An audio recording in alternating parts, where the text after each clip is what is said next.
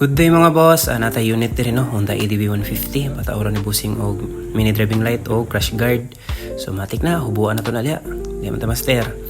So kaning unit ni bossing na ni siya mini driving og loud horn, ang problema niya daw bulan ni nga wala gagana. So karon niya daw mag-upgrade siya, so mas padako siya og lead.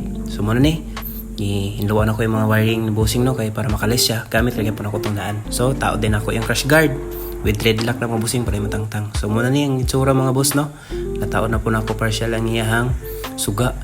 So dire testingan ko ni siya. Oh, goods kayo mga boss, nara ang low, nara ang high, tapos passing with loud horn. So lipay ka nga bossing no, nara ang iyahang unit to, nabalik na ako ang kaha.